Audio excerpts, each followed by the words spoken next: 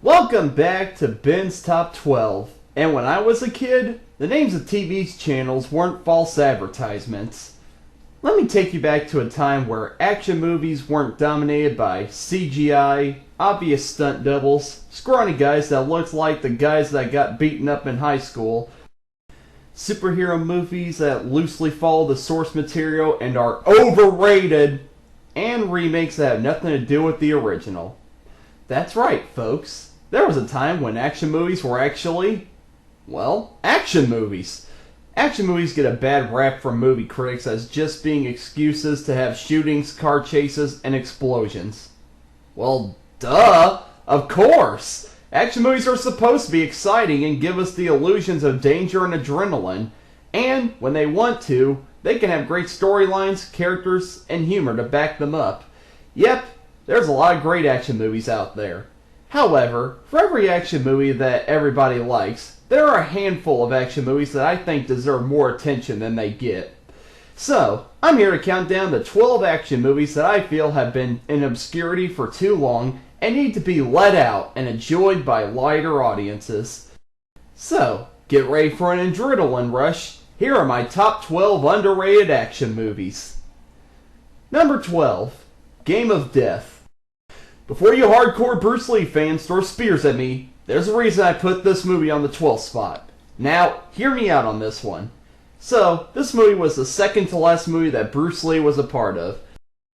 While he was working on this film in Hong Kong, he was offered to star in Enter the Dragon by Warner Brothers. So he went over to America to star in that movie, but he died shortly after finishing it. So, all he filmed for Game of Death was a few fight scenes, which were badly put together in this piece of crap. Okay, now let's talk about this piece of crap. Anyway, Bruce Lee stars in this film as Billy Lowe, a movie star who has to take down a crime syndicate and, you know what, truck the plot. You're not missing much. Just skip to the fight scenes with Bruce Lee. The first fight scene is between him and Bob Wall in the locker room. It's a Bruce Lee fight scene. You know what to expect. Then, skip to the last half hour where Bruce, wearing an awesome yellow jumpsuit, fights three guys back to back. His first fight is with Don Ano Santo. His next fight is with Han Jai-ji. And his final fight is with Kareem Abdul-Jabbar. This has got to be one of Bruce's best fights he's ever filmed, as he's able to beat the crap out of somebody who's almost twice his size. Yes, you can basically ignore the Bruce Lee disrespecting movie that's built around the fight scenes. Just stick to the fight scenes. That's why I consider this movie underrated, because many Bruce Lee fans don't watch it due to how it spits in his face. But, like I said, just watch the fights. They more than make up for whatever this movie is about. Number 11, Trouble in Little China. Yeah, you know John Carpenter? The guy that directed such horror classics as Halloween, The Thing, and They Live? Well, he directs action movies too. So, in this movie, an American trucker played by Kurt Russell has to save his friend's fiancée from a mystical realm of Chinatown. What's great about this movie is Kurt Russell. He's a bad grass as always. What's also great about it is, for a martial arts movie, it has some elements of fantasy and comedy in it to help boost its entertainment value. What's also great is Kurt Russell. Did I mention he's a bad grass? I did? Well, too bad! I'm gonna mention it again. Finally, you have Lo Pan, one of the most underrated villains of cinema. He's an ancient Chinese wizard that plans to marry and sacrifice the leading lady in order to rule the world. Yeah, his backstory's kinda lame, but he has a labyrinth with monsters in it. What other 80s movie villain has a labyrinth with monsters in it? Okay, well, what other 80s movie villain who's Chinese has a labyrinth with monsters in it? That's right, no one. Also, Lo Pan's name is just so much fun to say. Lo Pan. Lo Pan. Lo Pan. Lo... Okay, I'll shut up.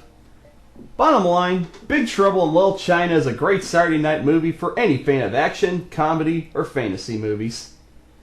Number 10, The Fifth Element. Now this is a 90s movie if I've ever seen one.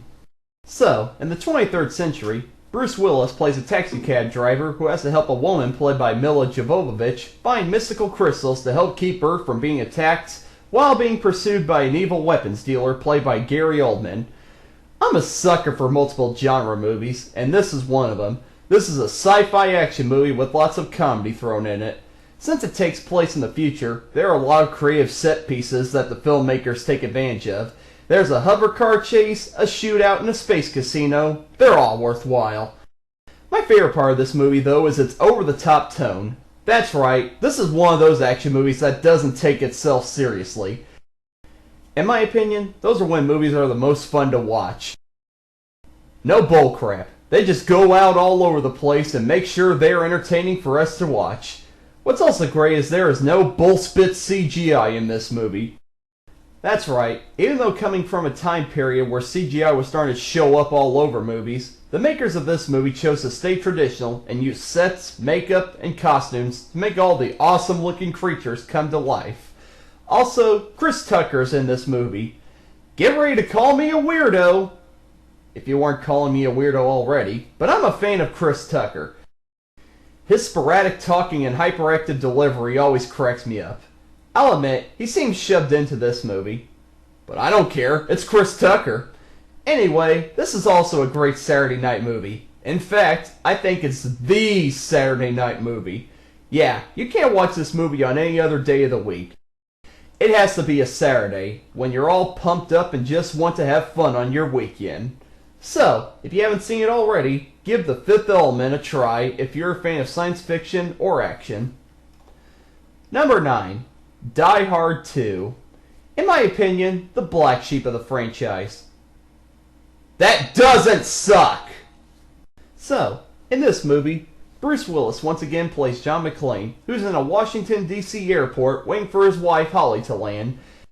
However, a group of terrorists take over the airport's air traffic control system in order to free a foreign drug lord who's in one of the planes, and it's up to John McClane to once again save the day by stopping the terrorists. Yeah, for a movie that's called Die Hard 2, right from the moment it was released, is going to be hard for people to stomach. I mean, Die Hard is quite possibly the most influential action movie of all time. How could you top that? Short answer, you can't. But they come really, really close. What I like about Die Hard 2 is the setting isn't confined to a single building like the prequel. It's able to expand to the outdoors and gives us some really entertaining action scenes, like multiple airplane explosions and a snowmobile chase. I'm glad they didn't try the building takeover storyline again, otherwise this series wouldn't have kept going. What's also great is John McClane isn't by himself for most of the movie. He's able to interact with other characters, and his trademark smart aleck attitude and sarcasm plays off of them. Then, you have the main reason this movie is entertaining, Dennis Franz. He plays a police chief of the airport who hates John McClane and is trying to maintain order in the airport. He does a great job. He swears like Joe Pesci if he dropped a hammer on his toe, and he's able to burn McClane with some really well put together insults. Yes, Die Hard 2 isn't as good as Die Hard. People, it's Die Hard. You can't top that. But this movie did its best to just be a movie by itself, and that's why it works. Just forget it's a sequel to Die Hard, and you're in for one entertaining ride. And remember, it could have been a worse Die Hard sequel. God, I hate you! Number 8. Eraser. In my opinion, Arnold Schwarzenegger's last good movie.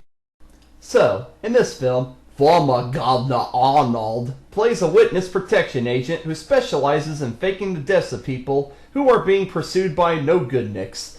When he's assigned to protect an executive for a weapons manufacturing plant, he becomes a target of both the woman's boss and a fellow witness protection agent. I haven't heard anybody say any nice things about this movie. I know, folks, it's not True Lies, but it's still an entertaining film.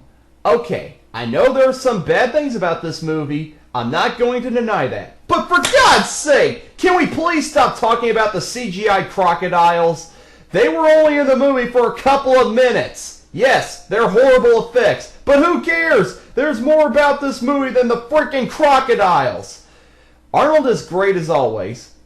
He's always good for a laugh, even when he's not trying to make you laugh. Then you've got James Caan as the villain.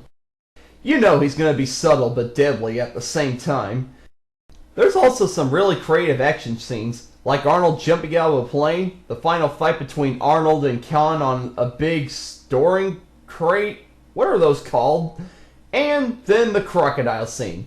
Despite the animation of the crocodiles, it's still an interesting scene. How many times do you see crocodiles get into the action in an action movie? So, yes, Eraser has its faults, but for what it is, it's still a great popcorn movie. Seriously, what are those crates called? Number 7, Passenger 57. The movie that made Wesley Snipes almost famous, but not to Blade level fame. So, Snipes, back when he actually paid his taxes, plays an airline security expert who has to stop a group of terrorists who have taken over the plane that he's riding on. This is one of those movies that has a Die Hard and a blank plot. Hey, when I said Die Hard is the most influential action movie, I wasn't kidding. Anyway, what I love about this movie is Wesley Snipes. I think he's one of the first big African American action stars to actually go somewhere, and this was his first big movie. Also, there's the creative set pieces. Even though they're on a plane, it lands in the movie, and we're able to get some action scenes on the ground. However, if there's one thing I can say is the main reason to watch this movie, it's Bruce Payne as the villain. Good God, he's great. He's menacing, calm, and he has a British accent. Everybody knows that the best villain has to have a foreign accent. Now that I think about it, that is kind of weird. Oh well, I'll discuss the hidden fascism later. Anyway, this film is a must-see for action fans. Sure, the action is average, but it's got Bruce Payne, people! In this movie, he doesn't have light blue lips.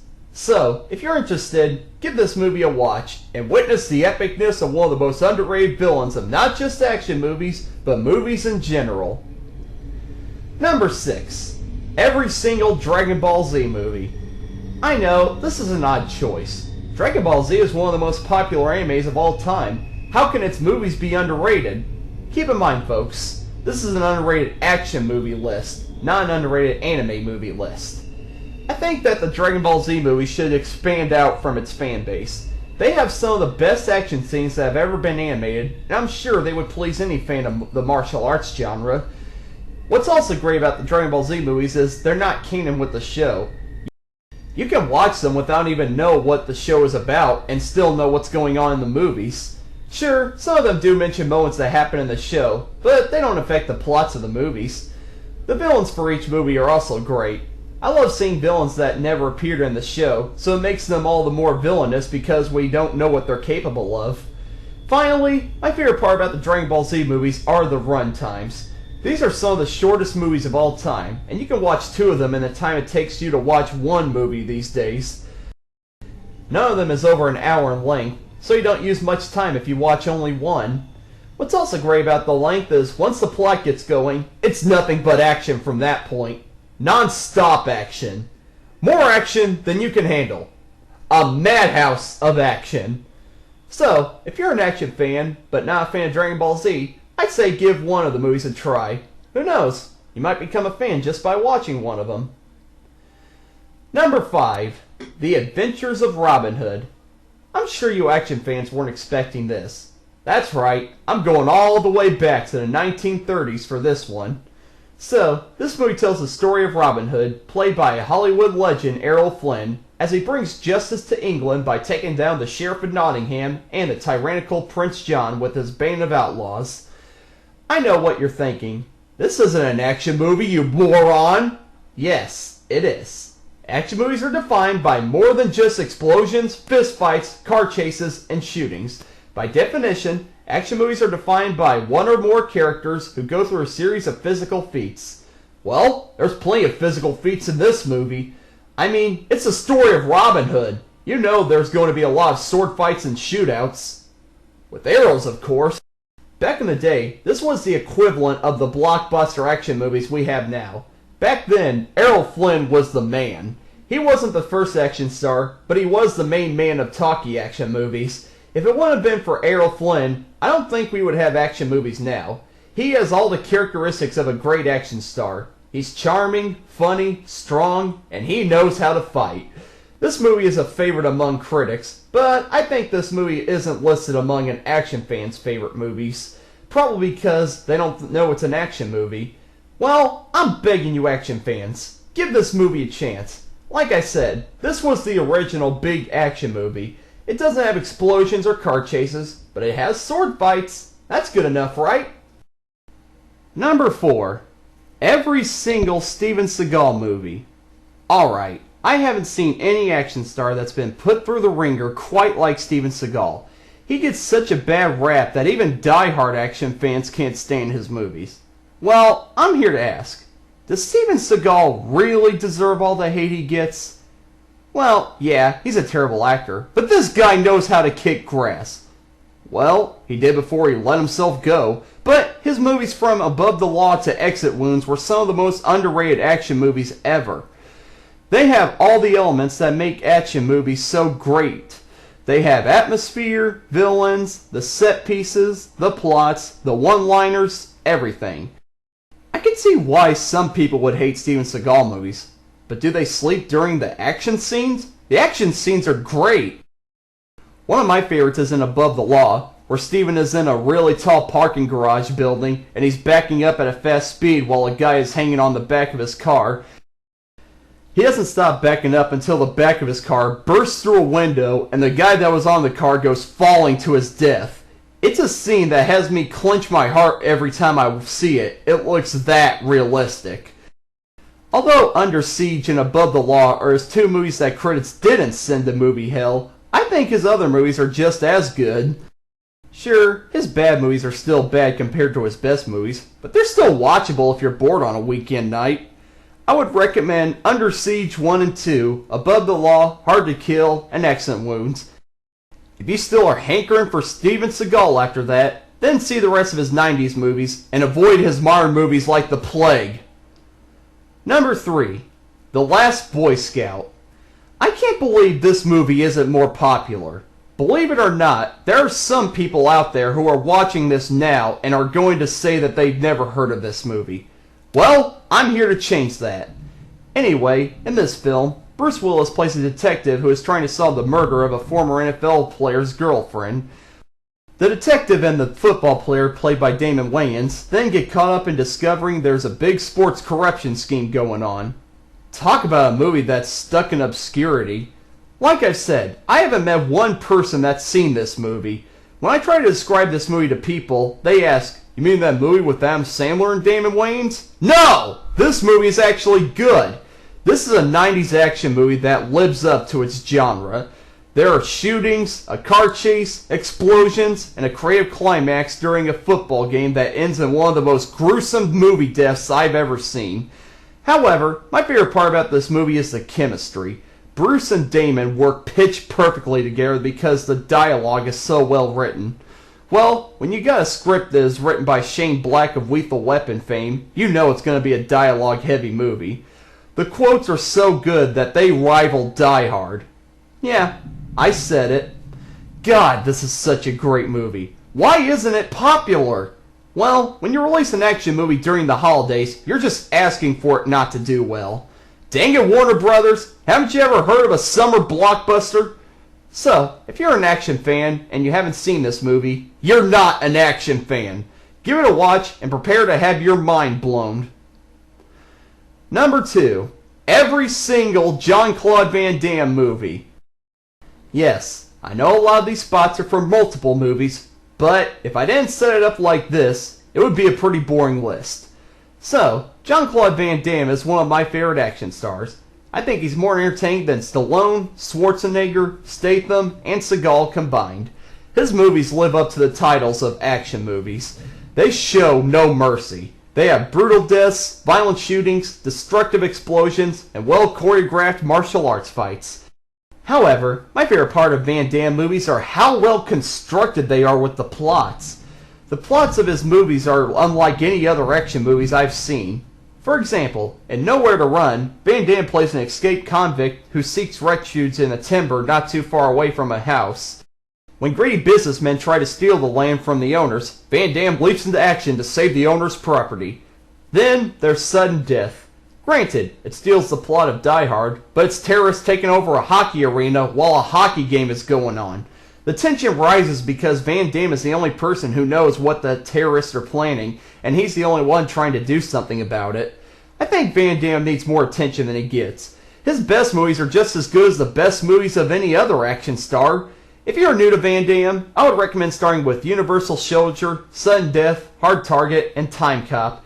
From that point, you can watch the rest of his movies. Except his direct-to-DVD movies. Avoid those. Avoid them! Number 1. Every single goddamn Jackie Chan movie. You want to imagine how many times I run into people and I say I like Jackie Chan movies, and then they ask, oh, Rush Hour and Shanghai Nights? I then say, well, yes, but he's made a lot more movies than that. And then the people reply with, he has? And I say, yes, he has. He's starred in more movies than any other action star. He's got enough movies to have his own genre. Jackie Chan movies are the action movies. You might think Jackie Chan is a martial artist, but he's not limited to just that. His movies from time to time have car chases, shootings, and the most breathtaking of all, stunts. Yes, Jackie Chan doesn't bullcrap around when it comes to stunts. He does all of them himself. All of them. He's got the scars and bruises to prove it, folks. However, the best part of Jackie Chan movies are the martial arts fights. They are some of the best choreographed fights in all of cinema. What's great about them is Jackie likes to use props and settings to help make his fights all the more entertaining. And entertaining they are. Whenever I watch a Jackie Chan fight scene, I cramp my jaw from it dropping to the ground so many times. His fights are breathtaking. I could make a whole video just talking about the fight scenes. So, even though Jackie Chan movies are critically acclaimed, I think they lack the wide audience appeal, as most Americans are only familiar with his American movies. However, his Chinese movies put his American movies to shame. If you want to see what Jackie Chan is really capable of, I recommend picking up this collection. You get 8 of Jackie Chan's best movies for only $5. That's more than a steal. That's an armed robbery. If that has you craving more Jackie, the possibilities are endless. Get every single one of his movies that you can afford, but make sure one of them is Legend of the Drunken Master. That is my favorite Jackie Chan movie, and considering all the Jackie Chan movies I've seen, that's saying something. Anyway, Jackie Chan movies. They'll beat the crap out of you, and you'll enjoy every minute of it. So, there are the top 12 underrated action movies.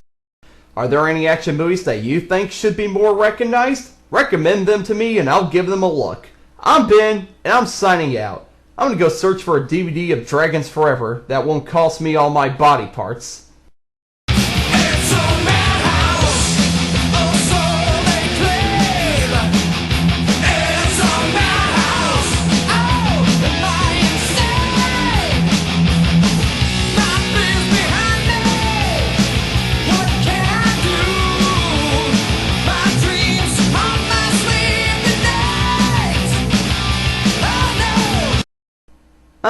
Yes. I came here and I wanted to rent Total Recall. This is not what I meant. This movie better! Much better!